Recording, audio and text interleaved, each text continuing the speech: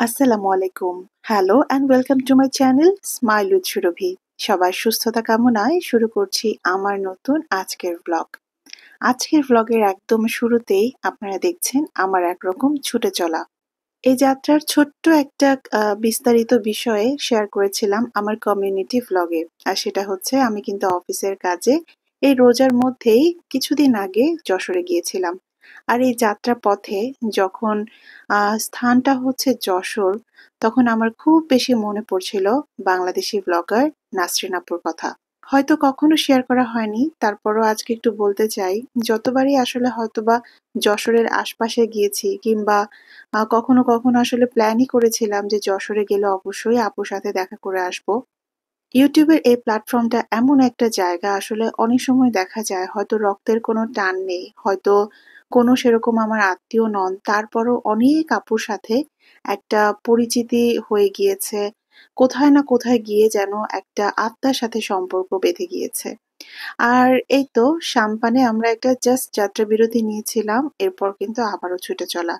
আর চলে এসেছি একদম নোয়াপাড়া অভয়নগরে। আমি জানি না সেখান থেকে কেউ আজকে আমাদের এই ব্লগটা দেখছেন কিনা।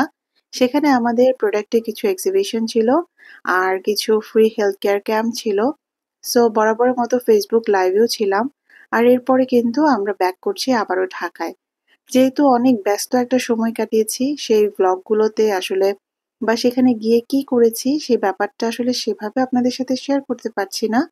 তবে এই যে ক্যামেরা বন্দি করেছি সুন্দর সবুজ স্নিগ্ধ আলো এবং সেই সাথে সবুজ এই প্রকৃতিটাকে। আর যাত্রাপথে তো আমাদের ইফতারের সময় হয়ে গিয়েছিল, আমরা আবারও চলে এসেছিলাম যথারীতি সাম্পানে। খুব সুন্দর এনভায়রনমেন্ট এবং বেশ ভালোই ছিল খাবারগুলো। এবারে আমরা আবারও ব্যাক করছি ঢাকায়। ফিরে যখন আসছিলাম তখন বারবারই মিস করছিলাম সেই সবুজ। আবার কোথায় যেন গেলে আমাদের সেই ঢাকা শহরটাকেও আমি মোটামুটি একটু মিস করে থাকি। আর তার পরদিন আবারও সেই অফিস পথের যাত্রা, আবারও সেই মেট্রো ভ্রমণ। এবং আজকেও কিন্তু ছিল আমাদের একটা বিশেষ ইভেন্ট। আর ইভেন্ট শেষে আমরা সন্ধ্যার সময় এবারে আমাদের আরো কিছু প্রিয় মানুষকে সাথে নিয়ে ইফতার করেছি। বলা যায় যে একটা ইফতার পার্টিতে অ্যাটেন্ড করছি এবং সিজার বাবা সেখানে ইনভাইটেড ছিল, আর ইনভাইটেড ছিলাম আমিও। সবাই বেশ মজার খাবার উপভোগ করেছি আলহামদুলিল্লাহ। আর আপনারা সবাই তো জানেন যে ক্লাউড কফি হচ্ছে সনি স্মার্টের একটা কনসার্ন। তাদের খাবারগুলো খুবই ভালো। আমার কাছে একদমই মনে হচ্ছিল যেন আমি ঘরোয়া খাবার খাচ্ছি আলহামদুলিল্লাহ। ইফতার শেষ করে বাসায় এসে কিন্তু আরো একটা দায়িত্ব। সেটা হচ্ছে আপনারা সবাই জানেন যে আমি বিভিন্ন পেজের কাজ করে থাকি প্রমোটার হিসেবে, এবং সেটারই আজকে আমি একটা কাজ করছি আলবারু পেজের। আপুর বেশ কিছু জামদানি কারচুপির শাড়ি ছিল, সেটার জন্য একটা ফেসবুক লাইভে আমি জয়েন হয়েছিলাম বাসায় আসার পরপরই। অনেকেই আমাকে বলে থাকেন আমি এত এনার্জি কিভাবে পাই, এত কাজ কিভাবে করি। আসলে কাজ যখন আমার ভালো লাগার জায়গা, আমার কথা বলতে প্রেজেন্টেশন করতে যখন অনেক বেশি ভালো লাগে, তখন দেখা যায় সেই কাজের প্রতি আমার অন্যরকম একটা ভালো লাগা থাকে। যতই আমি টায়ার্ড থাকি না কেন, আমি সেই কাজের প্রতি কিভাবে যেন একটা ভালো লাগা পেয়ে যাই। যদিও এখন রোজা প্রায় শেষ, হয়তোবা কাল বা পরশুদিন আপনারা এবং আমরা সবাই মিলে ঈদ উদযাপন করব। তারপর আমি বলব যে আপুর পেজের শাড়িগুলো কিন্তু খুবই সুন্দর ছিল এবং জামদানির উপর কারচুপি কাজ করাতে কিন্তু ভীষণ রকমের ভালো লাগছিল। আমি ইনশাল্লাহ আমার কমিউনিটি পোস্টে শাড়ির ছবি এবং পেজের লিংক দিয়ে দিব। ঈদে না হোক পরবর্তী কোনো ইভেন্টের জন্য আপনারা চাইলে কিন্তু শাড়িগুলো নিতে পারেন এবং প্রাইস কিন্তু খুবই রিজনেবল। যেকোনো একটা ব্র্যান্ডের শুধুমাত্র যে পোশাক, কাজ এগুলো ভালো হবে তা না। সবচাইতে বেশি মানুষ যেটা মনে রাখে সেটা হচ্ছে ব্যবহার। এবং আলবারু পেইজের যে ওনার আপু আছেন আলহামদুলিল্লাহ খুবই অমায়িক একজন মানুষ। আপনারা কোনো প্রোডাক্ট কিনেন বা না কিনেন, আমার কাছে মনে হয় আপুর সাথে কথা বললেও আপুর যে কতটা আন্তরিকতা রয়েছে প্রত্যেকের প্রতি, সেটা আপনার নিশ্চয়ই ভালো লাগবে এবং উপভোগ করতে পারবেন। এবং এটা তার পরদিনের ভ্লগ। যেহেতু আমি একটা দিনের সব কাজগুলো নিয়ে ১০ থেকে ১২ মিনিটের ভ্লগ বানাতে পারি না। দেখা যায় যে আমি ২-৩ দিন মিলে ছোট্ট, ছোট্ট ফুটেজগুলো নিয়ে ভ্লগ বানানোর চেষ্টা করে থাকি। আর এদিন ছিল আমার অফিসের লাস্ট দিন। আমার অফিস থেকে এবার ৳১,০০,০০০ সালামি দেওয়ার একটা বিশেষ অফার ছিল। সেটার জন্য আমরা সকাল থেকে বেশ প্রিপারেশন নিচ্ছিলাম। যখন কোনো মেগা লাইভ থাকে বা বড় কোনো ইভেন্টের লাইভ থাকে তখন প্রিপারেশন থাকে অন্যরকম। আর এটা কিন্তু একদম একদম ইফতারের আগ মুহূর্তে আমরা প্রায় কাজ করেই যাচ্ছিলাম, ঈদ সালামি দিয়েই যাচ্ছিলাম। ১,০০,০০০ টাকা আমাদের যত ফেসবুক লাইভে ছিল, ১,০০,০০০ টাকা আমাদের হাতে থাকা পর্যন্ত আমরা কিন্তু সবাইকে দিচ্ছিলাম।